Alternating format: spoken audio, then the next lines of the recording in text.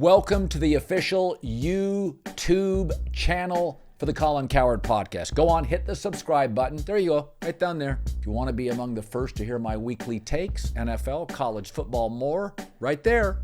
I want to move to Bill Belichick because you've also done the Belichick book. And Aaron and Belichick have one thing in common, I think. Both at the end of their careers made a decision in the last 7 or 8 years, maybe 5 or 6 years. Belichick shared with Urban Meyer, there's just certain guys I want to coach. And I'm not going to coach guys I don't want to coach. Well, that's the opposite of sacrifice for the team, that Bill wanted to be more comfortable. He relied on assistants he knew, even if they failed elsewhere. Aaron, there was a certain language that Bill was comfortable with, and he kept hiring his language back and was comfortable with only certain players. Winning isn't comfortable. It's uncomfortable. Aaron has gotten, I think, a disservice at offensive coordinator with Nat Hackett, Alan Lazard, Randall Cobb. And I want to, instead of addressing that with Aaron, I want to address it with Bill. Do you think Belichick, reporting recently by ESPN that Tom Pelissero, I think, said recently on Rich Eisen's show, he is interested in getting back into coaching next year. Do you think the market, is it a dynamic market or is it a 2-3 team market? Because age scares people. Brady had no market when he left New England. It was like the Chargers and the Bucks. Kirk Cousins didn't have much of a market for a very good career. Do you think Belichick, last year, no market, will have much of a market? I actually think you're onto something there about it being a 2 or 3 team market, but I think the interest from those 2 or 3 teams could be intense. So I remember Brady said of the team he didn't name, you're keeping that guy instead of signing me. Like, then there was speculation, well, who was that guy and what was that team? But I felt that way about Belichick in this last cycle. You're hiring that guy or keeping that guy and not hiring Bill Belichick. So, but I do think, just look at the NFC East. Could you imagine Jerry Jones hiring Belichick? Yeah. Now, Belichick working with Jones, I know they have a good relationship, but Parcells told me that it was a problem when he was there. He liked Jerry Jones, didn't have a major problem with him overall, but after games, Jerry Jones holds a press conference right outside the locker room. I've been in 5, 6, or 7 of them, and the coaches down the hall in the interview room, and those messages could conflict.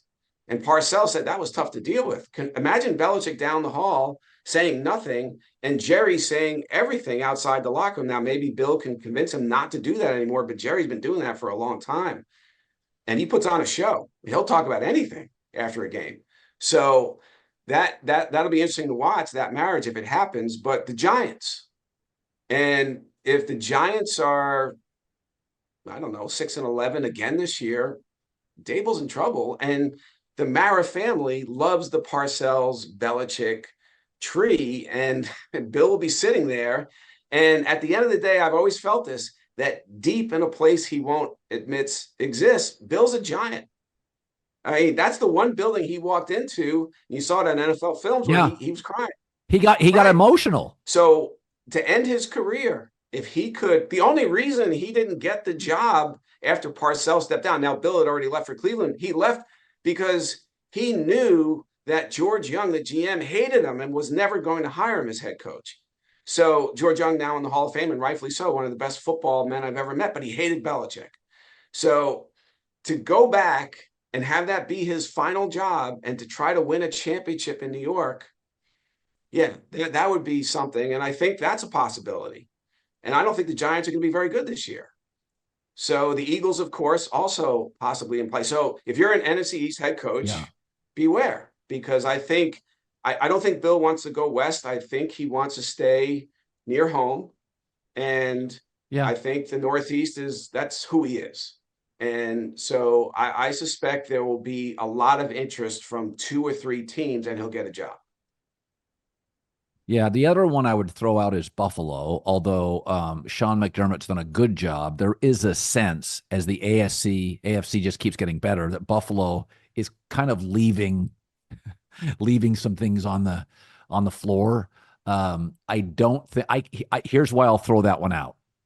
I think Bill holds grudges, and to be able to crush Robert Kraft twice a year and go back to Foxborough, I think it's something, Ian. It's a little, but it feels like Yeah, I'll give you a something. better one than that. The Jets, if they miss the playoffs, everybody gets fired, right?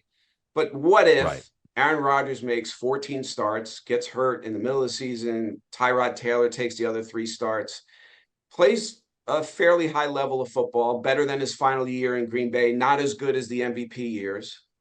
And Woody Johnson, who loves star quarterbacks and loves Aaron, decides, I'm firing everybody, but I want Aaron to come back.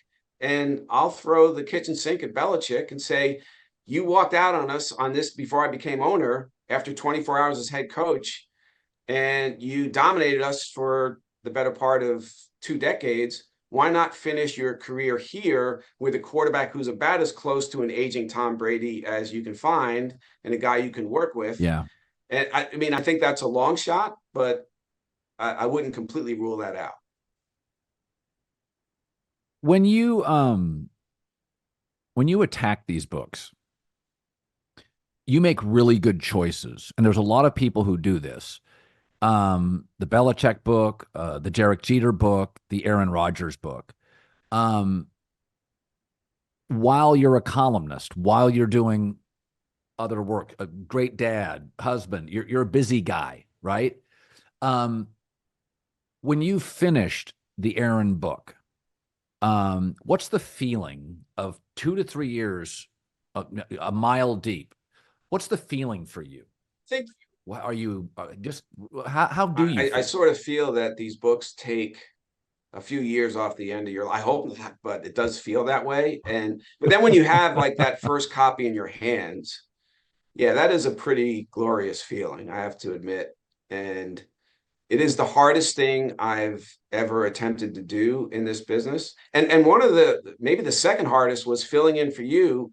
Seriously, I mean this. I'm not just saying this because I'm on with you, but I've told my wife this, and she's a fan of yours and other people.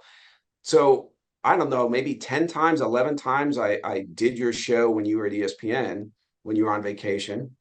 And to sit there on national radio and national TV and basically do a 3 hour show by yourself where you're debating yourself and trying to create conversation with yourself as you did so expertly, that might be the second hardest thing I've ever done because I don't have your personality or your skill for it.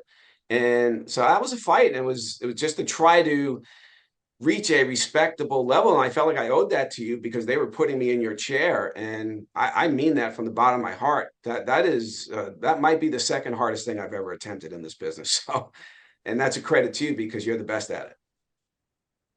Well, I always appreciate that.